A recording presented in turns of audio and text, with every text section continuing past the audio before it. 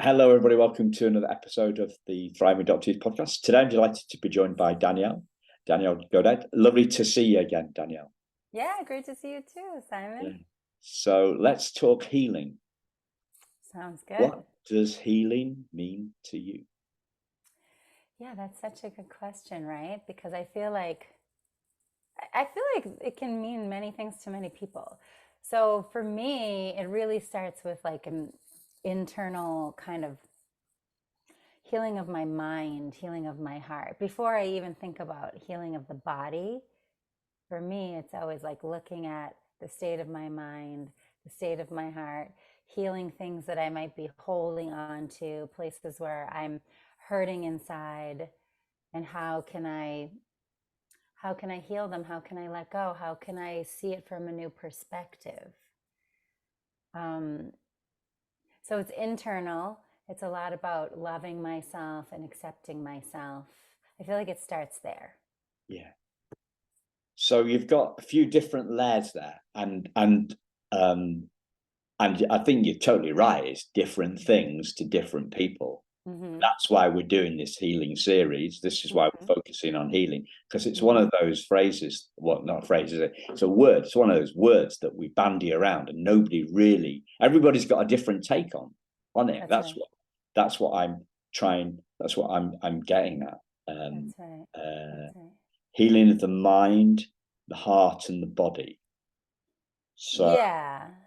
yeah, hurting inside. So you're hurting inside. I guess you kind of that is that the hurting inside. That's the hurt in your heart, is it? Yeah, I think that's what happens. We hurt in our mind, right? We harbor a lot of different kinds of hurts and anger and resentments and places where we feel small or victimized or misunderstood. All like there's so many places where we can hurt, right? So let's if we Yeah. say like the opposite of healing is hurting. Okay. Yeah. If right, so that's kind of where I'm coming from. So all the places where I hurt, those the opposite of healing. Those are the places that need healing. Yeah. So healing is a reduction in the amount of hurting, Yeah, yeah, right. hurting less. Hurting less, having a new relation. Well, so for me and all of what I've experienced, I would say hurting less happens when we learn how to have a new perspective, see it from a different way, understand the hurting part of ourselves differently. We usually just feel it. And so this is the mind, but it can also influence the body too, right? We usually just feel it and it hurts and we clench down and we fight with it, we resist, right? We hurt more because of the hurt. We get frustrated with ourselves, we blame ourselves, we blame others, we hurt more. We go into like a hurt spiral. So uh, so this would be like me saying like I'm worrying about worrying. Yeah. Yeah. Yeah. Or Hurting when about hurting. Yeah, when we just observe ourselves, right? Like, oh, that person, let's say, that person said that thing to me. Oh, they said this, they mean this, they don't such and such about me. Oh, I'm so angry. It's not fair. People always treat me. And it's just a spiral. We go into a spiral. And we're the only ones who can get ourselves out of that. We could call it a hurt spiral here. I don't know if I've ever called it that, but we could call that a hurt spiral. And we're the only ones who can stop that and bring ourselves out of that. And if we keep tumbling down that, we're going to hurt more emotionally and eventually, I think, physically too. Yeah. So I was thinking of like a vortex thing. That's another word for a spiral. And like Yes. I don't know where I saw. I think I've seen this in a movie, the start of a film credits, where the there's a guy just kind of like it's just being thrown around in this vortex. So it's Right. vortex. It's wide at the top and it's getting narrower, and Yes. he's disappearing into an abyss, basically. that's the way Right. he's going. And I don't know even what movie this was now, but yeah, But that image that you're talking about, of you use the words like he's getting thrown around, that's what I mean when I say we spiral. It's almost like we're out of control and now we're just in it, and it's like it has a life of its own. It's like this monster unfurling inside, and we hurt more and more and more until we stop that. We're the ones who has to put an end to it. yeah, we have to do that, but we've got all these people that are validating our hurt. Hey, So that's like a hot topic a little bit. That's kind of a touchy area because I it feel is. like it is a very touchy area. I feel like people, all right, this is just my take on it. People are in we're I in want some somebody sort else's take. No, I'm joking. That's a bit of strange British humor, right? of okay. I don't, I want your take. This is why I asked you to come on the show. Okay. Okay, thank you. Because that's a difficult thing to speak to, what you're asking. Other people are validating these hurts, so why would I, get out of that spiral? Yeah, there's kind of different camps there. But if I zoom way out, what I feel like is there's some sort of movement trajectory. I don't know what I want to call it, like a consciousness shift of humanity happening right now, where I think humanity itself is more and more people are trying to stand up and take their power back and love themselves more, be more loving and kinder to themselves by recognizing themselves, or maybe giving themselves some love or sense of value that maybe they didn't receive by others in life. That's good. That's in the right direction. But, it's like little mini steps. We're like climbing this long ladder. And so we're kind of a little bit at the beginning of that process where um, then now everybody's like, yeah, let's kind of validate the hurts. Like, yes, I get to say I've been hurt. So I'm taking my power back. I'm not just quietly being continuously abused by others, but also by myself. So it's tricky, right? So Yeah. it's tricky. Actually, when you look at it from just yourself, it starts to look really different than if you're looking at it from others. Others hurt me than how I hurt myself. So I think the answer is zooming out, is it? Because then we're a little bit further away from our. When I zoom out, I have compassion and understanding for it. What I And can compassion for us, ourselves. With compassion for humanity and the people who get kind of stuck in that process too. Sometimes I get it. It's a step towards empowering myself.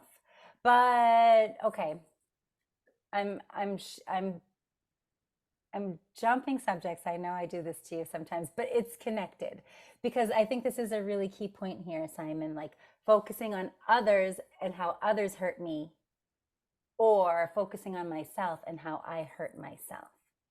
And personally, I think the only way to solve hurt fundamentally, to lessen hurt, as we talked about at the beginning of this, is I have to just focus on myself. I have to see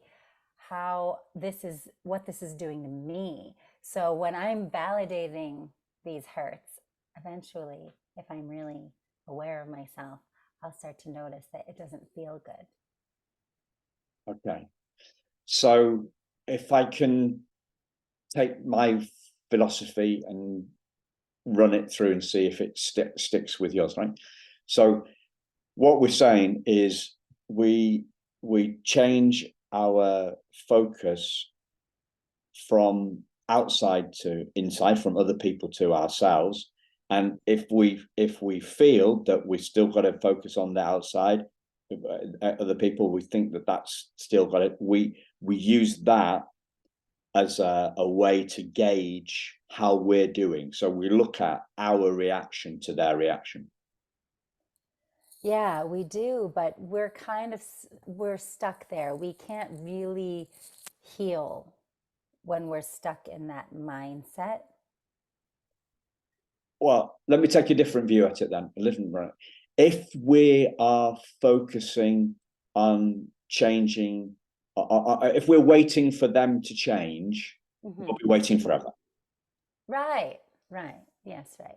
And when I teach my emotional self mastery stuff and I talk about these 8 steps, the first step is awaken, which means bring my mind back to myself. That's the first step. Like I have to like you said, I'll wait forever if I'm waiting for the outside situation to be different or to change or the person. I have to remove my consciousness from them. I have to unstick it from, or even the past or that person or the situation. And I have to put it back on myself. And now I can go inside and I can feel myself. I can watch myself. I can learn to accept and make new choices. But I can't do that as long as I'm like stuck on blame of others. Yeah. So we're going to get on to, so there's 3 questions Okay. we're talking about today. Okay. What does healing mean to you? Mm-hmm. What helps us heal? Mm-hmm. And Mm-hmm. what hinders our Okay. healing? Okay. Okay. So the thing that you just said then, to me, fits in with the what hinders our healing. So what hinders our healing is focusing on other people rather than ourselves. Yes. That's why it's step 1 of the 8 steps to Yes. mastering. Yeah. Okay. Yes. So what do you think we've got hurting less as a big definition, Yes. a 2-word definition Yes. of healing. It's Okay. it's hurting less. What it's hurting less, and from what you said, one of the things that helps us heal is a new perspective. That was one of the things that, so one of the big drivers of healing is new perspectives. What other things do you think help us hurt less, heal more? Yeah. I think I also kind of answered it when I was describing about these steps, like coming back to myself and owning everything. Everything is mine. It's my interpretation. Even if someone said something to me, it's kind of, I have to own that I want to believe them. Like, let's say someone says hurtful words to me. It's it's on me. It's all about me if I want to believe what they said, if I want to react to what they said, or if I want to get angry about it, or maybe I'm like, oh, it's okay. That's your thing. That's not my thing.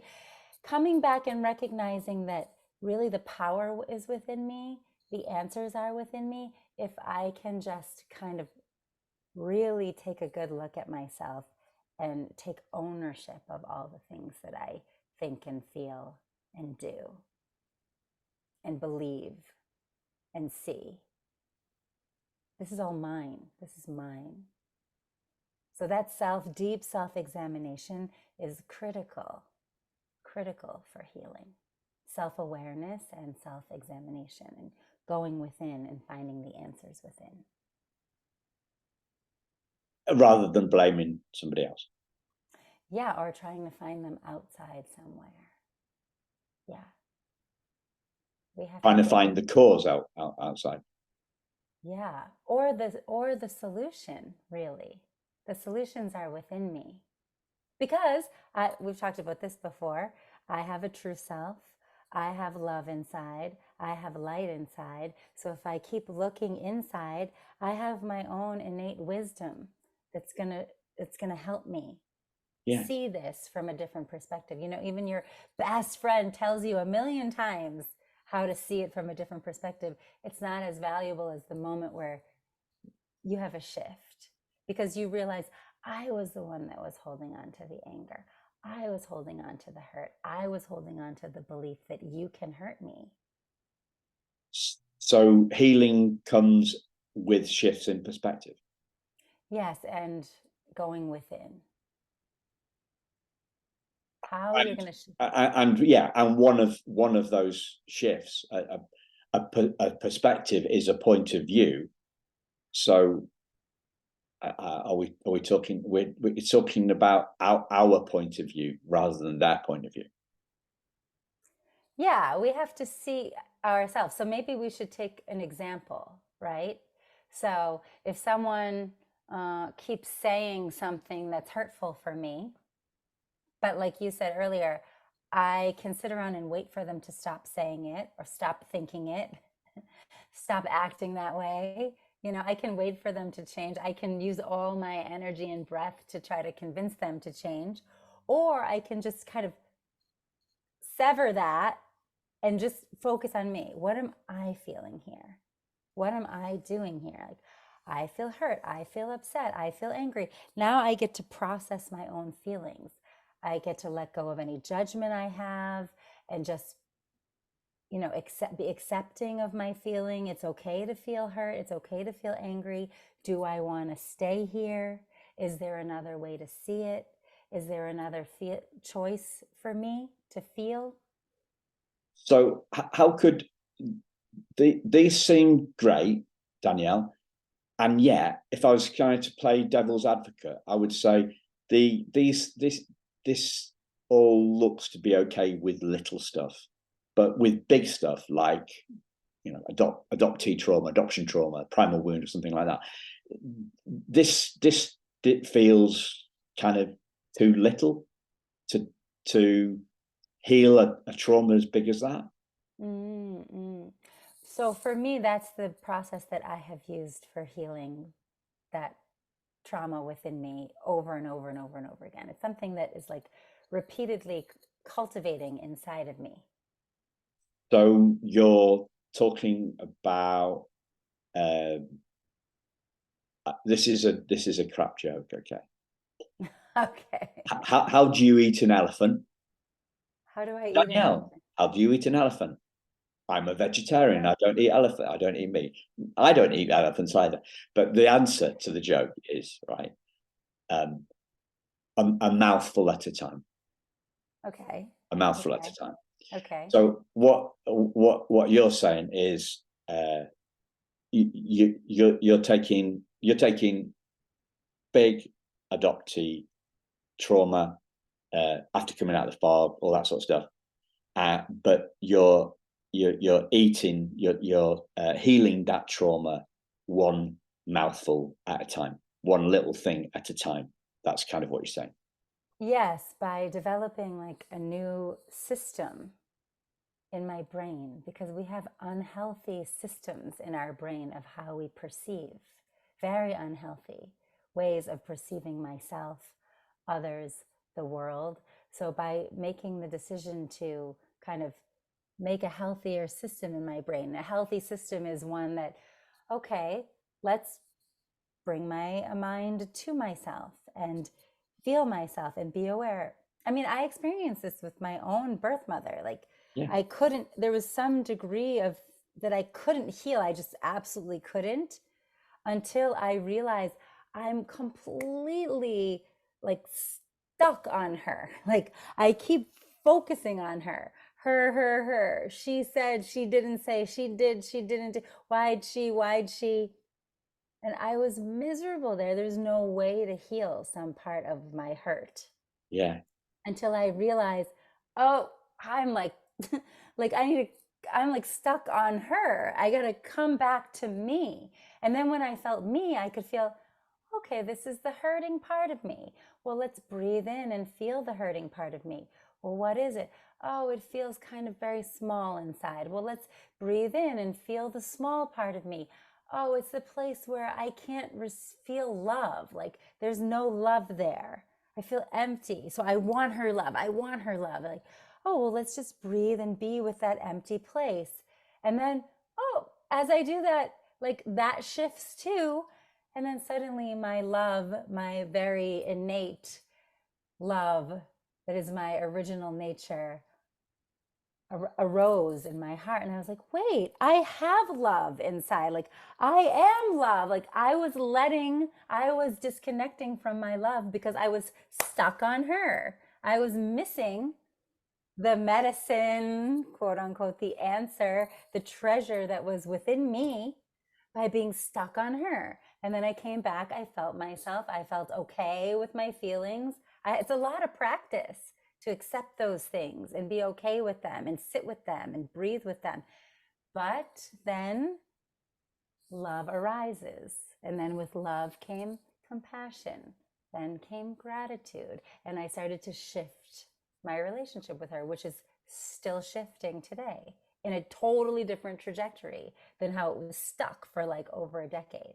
Yeah, it was stuck. And I always remember that bit when your birth mum said, Danielle, can we talk about something other than adoption? Yeah, yeah, We have exactly. to talk about this forever, you know. Exactly. So there's a shift there, right? There's a shift Inside of me because I had inside to of you, accept her yeah, choice, right? yeah. And then But I had to shift. Uh-huh. so what happened was, yeah. So you were kind of stuck, and then she gave you this little hint, little truth bomb, if there was such a thing, and that led you that led you to a new perspective. It was that's what we're talking about Yes. new perspectives, so that Yeah. they you are going within, Yes. but we're looking at our reaction to their reaction. So you could have said, um, she said to you, let's stop talking about adoption. You could have said, um, well, I'm not talked. I haven't talked it through enough yet, Mum. Presumably, you were calling her Mum at that time, right? So you say, I've not sorted it. I need to do some more talking about this. But you didn't do that, did you? I didn't do that. And more likely, what I would have done, another alternative would have been, okay, all right, fine. And then going and leaving and calling, can you believe what she said to me? Can you believe this? How could she be like that? How could she do that to me? And then there I am in the spiral. There I am in the spiral. You see? That's one option, and that's where I was stuck for a long time. That spiral. Because That's I'm still focusing on her. But then she the kind of blame. closed the door, and I'm like, ugh. But by now I have some tools and I have a little bit of practice under my belt. So then I'm like, I can feel her. Like, okay, this is very, very hard for you. So I can feel some degree of compassion, like, okay, it's really hard for you. So I'm going to have to do my work for myself. And I kind of shifted instead of going and she said she did, and then like, okay, that's what she wants. All right. Now let me look at me. What do I need? And then, yeah, I need a lot more talking about it, but not with her. Not with her, no. Okay. So you're talking about uh, lots and lots of incremental upgrades and system shifts. Yeah, like self-transformation, I think, is really the key for anyone struggling with trauma and all of humanity. I think it's a self-transformation. We need to do the real work of self like examination, not just intellectually, but through feeling, and then practicing to be with those feelings and own those feelings. And then that's how we start to transform our actions and behaviors. Yeah. So you were clear, right? Internal healing of the mind, the heart, and the body. Yeah. Yeah. Right. And it's trickier to talk about the body stuff. Yeah. I feel like the Which is body, personally, I have more pain and hurt of the mind. I have more experience with that in this life. I know a lot of people experience it with their body. I've worked with people for 20 years who struggle with their body, and I still feel, because I'm not an expert on, I'm not a doctor, like I'm not the expert on physical healing, but I still feel there's something to offer them in the practice of shifting their perspective with the hurt in their body and learning what maybe it's here to teach me. All hurt, I think, whether it's of the mind or the body, is here to teach us something if we're open to it. And that's how we begin to shift our relationship with it and our perspective on it. So you're talking about looking at our reaction in our mind and the reaction of our body. Being aware of all of it, the whole mind body system, how it's responding to pain. Yeah. Whereas I think traditionally in the adoption space, have we done more about our psychology? We looked at more about our psychology, less about body stuff. Yeah, there's a lot of, I mean, everyone's still grasping to understand intellectually. I'm not just saying in the adoption community, but I see it there. And I kind of just see it in many, many arenas, grasping to understand intellectually rather than discovering really the practice of how to go within and process inside. We change naturally our relationship to pain and our relationship with my relationship with all people in my life, including my birth mother, her sons, my brothers, my own adopted family. Everything continues to change as I change inside, as I transform. So this is the third time listeners, regular listeners will know that Danielle's been on twice before. Mm-hmm. But something seems to have shifted since even last time we spoke. Oh, really? Yeah. Well, this is what happens when you're in a constant work of self-transformation. I feel like I've had some breakthroughs actually since then. Okay. I feel like I have. Yeah. Would you like to share those? Okay. Sometimes it's so hard to put it into words, but the one that pops to mind is, I was invited to speak on a panel at the Cub Retreat, which is the Concerned United Birth Parents. This is just recently, right? Yeah, I went down to LA in October for that. Yeah. And the first day I arrived a little bit late. I was actually visiting my biological brother down there, and I had a short visit with him. So I arrived a little bit late. I kind of just jumped in, and I was hitting some serious triggers. Like, I don't even know how to put into words what was happening inside of me. Like, there was just alarms going off, and I was kind of shutting down.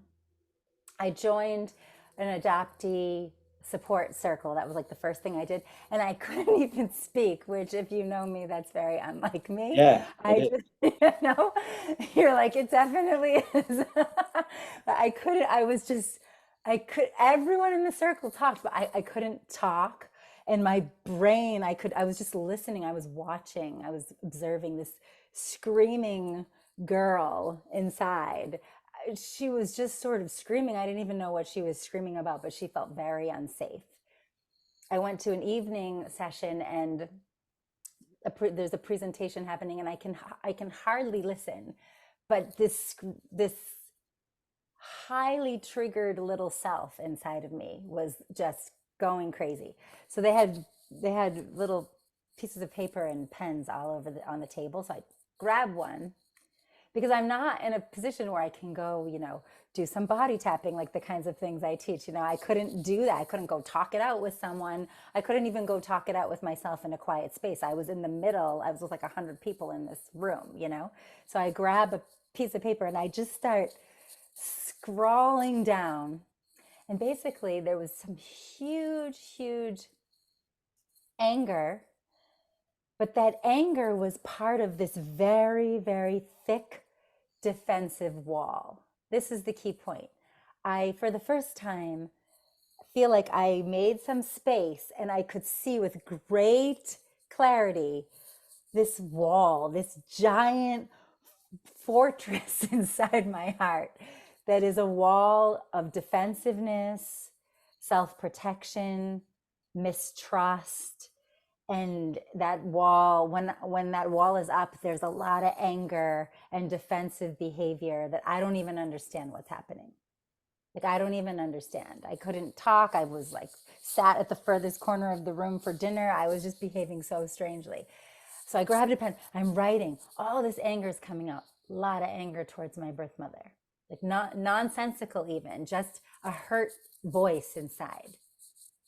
You know, if you didn't want me, like, get away from me, everybody. Like, you could just, a lot of anger, a lot of hate. And so I finally could just see it so clearly. And I was like, that's my wall. And this is what I mean when I say ownership. Like, I just owned it. You know, I'm not like, I'm mad at you because you, no, that's my wall. That's my inner wall that I know I'm usually don't even notice it. And it usually just controls me when it comes up. I was not aware of it so much. I knew something was happening, but I didn't know what. Once I separated from it and I could see, and I wrote and wrote and wrote and wrote and let it all out, then it's me and my wall. And now there's space, and I'm sitting here and I feel, again, what I said earlier, like my love. Like, who's looking at my wall is my true self, you know, whatever we want to call it. My essence is saying, oh, that's your wall. That's not you. That's just your wall. And I felt so joyful. I become really joyful when I recognize these things. Like, someone listening might be like, oh, poor Danielle, but I feel liberated from it once I make space from it. And I feel so joyful to be like, I have this really big wall. And then the next day, the next morning, and then my heart was so open, Simon.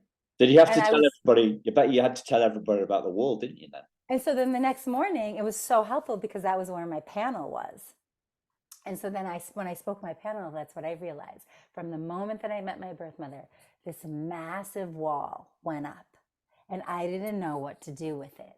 And I've been working with that wall ever since. And just like yesterday is when I realized this, you know, how just to call it that, to call it a wall, to recognize it as a defensive wall of mistrust where I don't trust people. And then I went back to the adoptee support group, and then I was like, can I share first?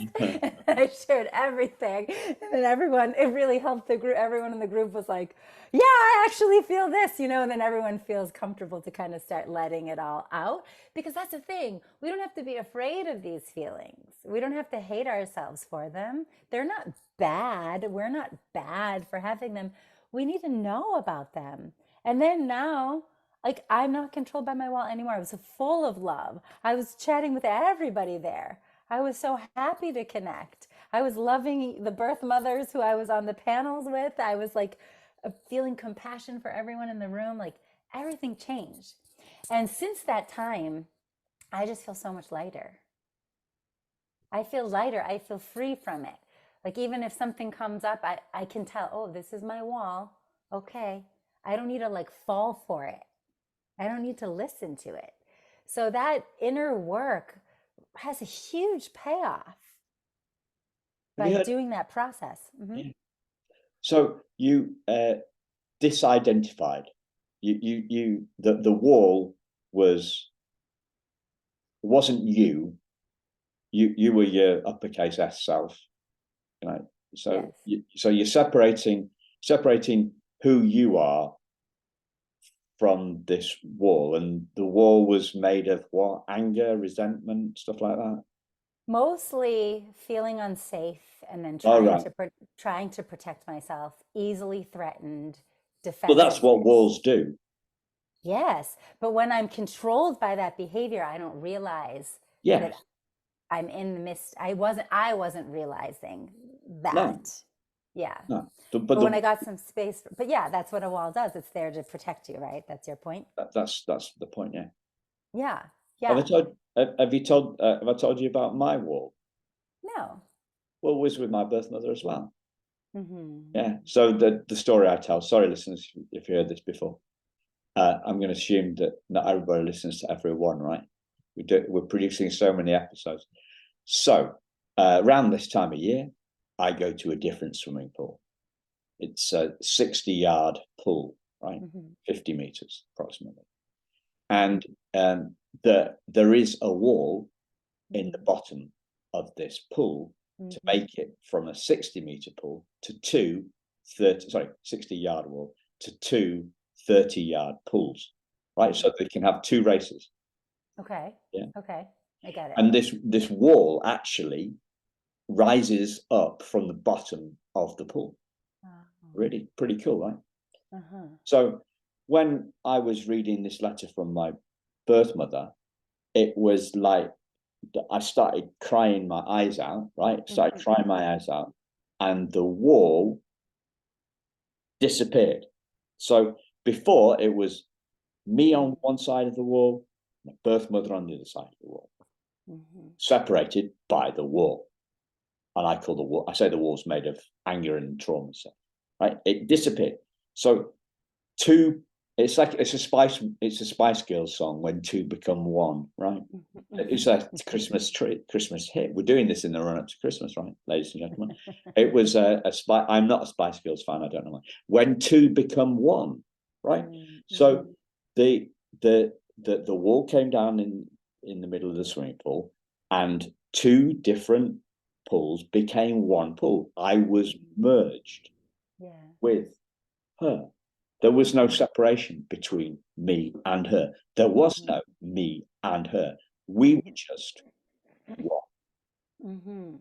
So that's my wall. Kind of sounds a little bit similar to your wall. Yeah, very similar. And I think the wall is sort of it's tricky because we put up that wall to protect ourselves, but actually we're blocking ourselves from our own love, or from those beautiful moments of merging and connecting.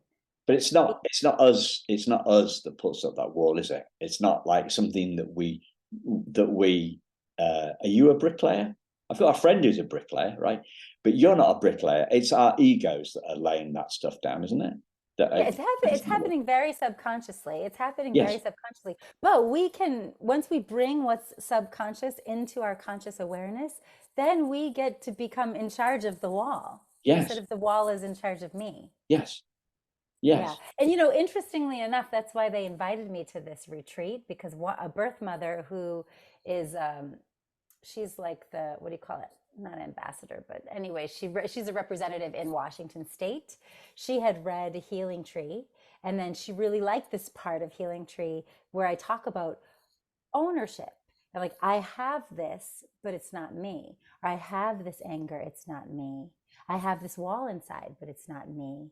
I have this, victim feeling, or even hurt, but it's not me. She loved that part. And she really wanted me to kind of talk about that. She thought for birth mothers and adoptees working on that together, doing that kind of ownership work on themselves together, would help bring us into like deeper healing. Say the name of the book again. My book, Healing Tree, an adoptee story about hurting, healing, and letting the light shine through. Okay. So it's reconnecting with your inner wisdom. But it's a tree. Healing Tree. I named it Healing Tree just because I had such a profound experience with a tree inside of me.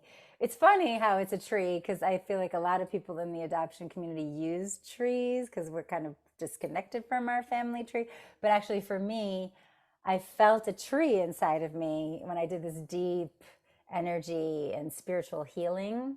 The very first time I went to Sedona, like over 20 years ago, where I felt this tree growing inside of me, and I felt life being restored inside of me. And this healing tree lived in my mind as a symbol of healing, and I would write it and I would draw it. And so when it came time to name the book, I wanted to name it Healing Tree.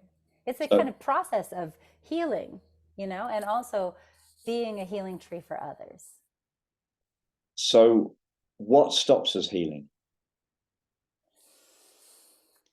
I mean, what you said earlier, right? Looking outside ourselves is something that stops us. Yeah, the kind of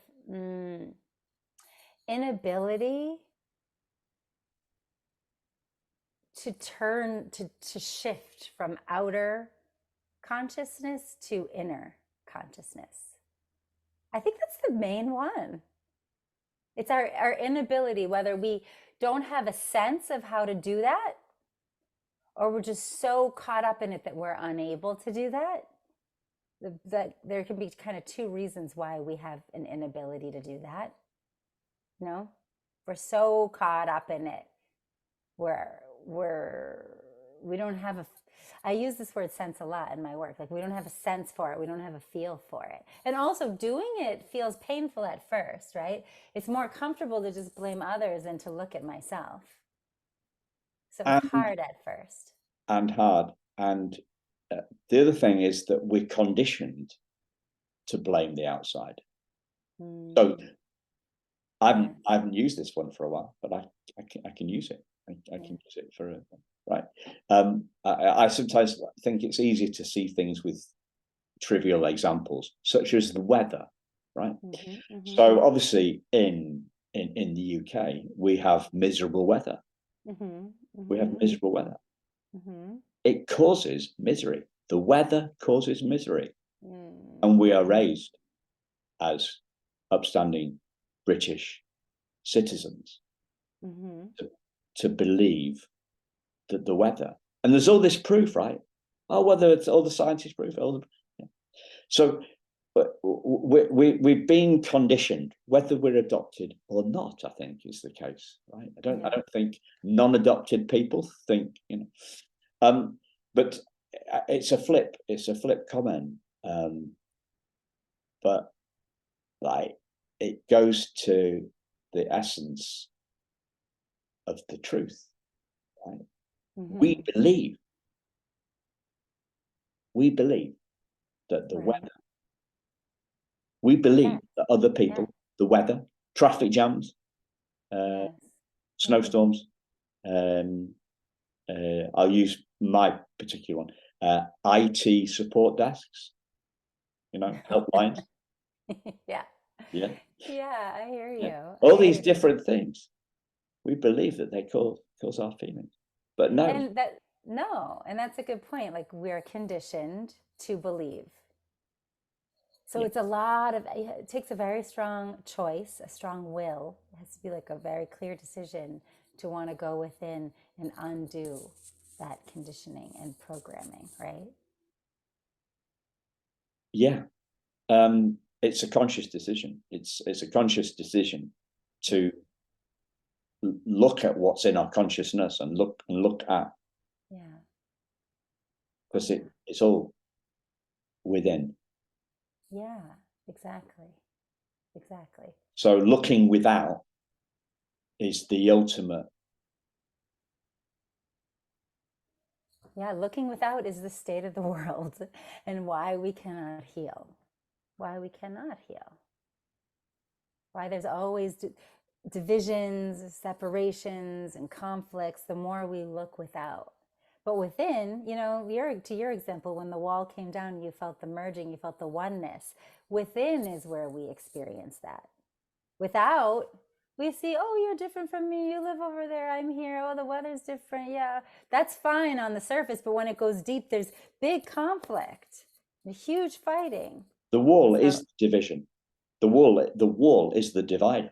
yeah. And if we're all walking around with these walls inside, then we don't need to heal the outside. We need to heal the inside. Through an insight, Inside. Yeah. through an insight, through Yeah. a shift. What do you use the word? I mean, I Yeah. shift in perspective. You could say a shift in perspective. I would also use words like, yeah, going within, bringing the mind inside, feeling rather than thinking, entering into a feeling state rather than thinking. All of this is moving towards how to make that, how to shift, how to find that the healing is within me. The more I can know myself, the more I can heal myself. The healing is within me. Yeah, Yeah. It's just that doing that, right? You have to want to do that. It's not a lot of people who want to do that. well, we've been talking for, I don't know, 45 minutes now, so if people are still listening, do you know what I mean? Yes. Yes. Yeah. But this is a minority. This is a minority activity. Yes, that's right. This is a minority activity.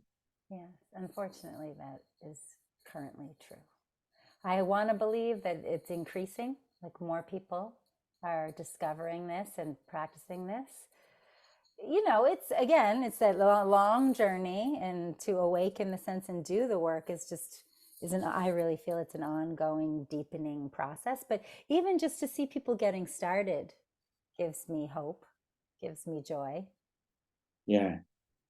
But the danger is what you talked about at the beginning. I wish I didn't just bring it up again, but the whole like self-victimization and being validated for hurts. This is a little bit of a dangerous area. That, well, because then we can just keep continuing this outward focus. And then we never recognize, like, does it actually make me feel good to be like, yeah, I was victimized? Like, me? All right, I'll just make it personal. It doesn't make me feel good. It makes me feel sick. It makes me literally physically feel sick. I do not feel bright inside. I do not feel my immune system is up. I feel sorry for myself and like kind of further away from everybody. And it's just kind of getting worse. But when I'm like, oh, hey, I'm doing this to myself, then the words you say actually don't bother me all that much anymore. But what about grace for ourselves? That's the Graceful. grace for ourselves. When you were saying that, right, Mm-hmm. I would say, oh yeah, oh well, I'm doing this to myself, and then I blame myself for blaming myself. That's That, right. like, so I saw something interesting on this yesterday, I think actually, was if you've kind of just been going along, Mm-hmm. Mm-hmm. and you've only got there's only one level, right? You just Mm-hmm. like you are the way. The world is the world, but then when you've seen um, when you've seen some stuff, then there's the world, and then there's the outer world, and then the inner world, and then you think, oh, why can't I just see the peace all the time? Yeah, Why can't it that's an. just be great I, all the time? I And hear you. that's where my blaming came in. You know, You're right. And when you start to learn, you know, spiritual practices and stuff, and then we blame ourselves more. Why can't I just be in peace all the time? Why can't I just be connected to my true self all the way? And I write about that in Healing Tree too. I was like throwing pots and pans around because I was like, no, I don't want to have these emotions. It was funny. It was humorous to see where I was afterwards. after the awakening, because I but there was so much work to do in that healing with my own self. That's healing with my own self is very needed, like loving and accepting all of what I have. None of it is bad. Everything is understandable. Everything is okay. If I can, and this is part of those self mastery steps, like if I can accept, really just be okay with myself that I'm judging, and then realize I don't need to do that. Like forgive myself. So I do a lot of self forgiveness.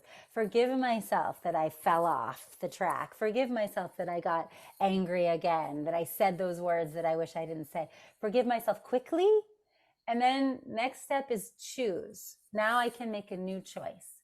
I can choose to breathe out and let go. I can choose to say I'm sorry. I can choose to love again. I can choose to go for a walk in the sunshine and get myself some energy and be kind to myself and feel the breeze and the trees. You know, I can make a new choice. So it's really important for our relationship with ourselves to be able to accept and embrace, like take ownership, but not with self-blame, with no judgment, acceptance, embracing, self-love, self-forgiveness. Now I can make a new choice. Do I really want to keep holding on to this? Does this help me? If my goal is really to be peaceful, am I achieving my goal by beating myself up so terribly right now? I mean, this is what I've had to do with myself over and over and over again. And forgive myself quickly for falling into that hole again and get out and then make a new choice. This is how we are like retraining ourselves, retraining our brain. Because if in the early days, especially if we don't choose our trauma, will choose for us, right? If we don't choose consciously, our trauma chooses for us. Is that what you're saying? Yeah. Yeah, whatever is in the subconscious will choose for us unless we become conscious choosers in our life. So I've heard recently that pre-verbal trauma stuff is subconscious. They're one in the same. Do you see it like that?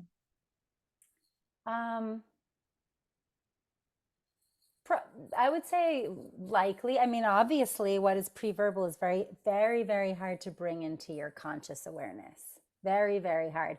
But I think we can get glimpses and hits of it if we really, stay connected to our feel. Like the story I just told you, and this wall, like this was pre-verbal. That wall is pre-verbal. I think the wall went up the moment I was born, and I didn't have someone there giving me whatever a baby usually gets. Got to protect myself. I went into a protection mode. It feels so old and it feels so deep. But we can bring this stuff into conscious awareness. Even tiny glimpses helps us to get free from it. It doesn't have to be like, it doesn't have to be so extensive. Just a little glimpse of it, and then I'm getting liberated now. Yeah. I'm taking back my own self-love and my own self-empowerment. So is it a glimpse and a new perspective? They're one and the same. Like a glimpse is just is probably just a small bit, a glimpse, and then you've got I'm trying to tie up a few things together. Yes, I think just getting a glimpse of that inside myself gives me the opportunity to now have a new perspective and make a new choice, have a new relationship with that. As long as I don't see it, like as long as I can't see, I'm just like, Simon, I can't see you, and you're like, what? I'm right here. And then when I'm like, it's like, oh, something was covering me. That's why I couldn't see. That I just need a glimpse. I just need a moment to realize that. Now I can start to make a new choice. Oh, it's okay. Let me put it down. And maybe it's going to go up again, and I'll realize it and I'll put it down again. So that's the tie-in right there. Just a glimpse is enough to give you the opportunity to have a new perspective and a new relationship with it. Cool. Feels like a great place to bring it in. Yeah. Thank you for the conversation. Always a joy.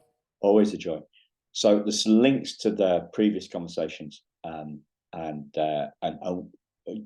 Danielle's book, The Healing Tree, is one of those kind of, it's one of the most forthright, because it's part memoir, but it's really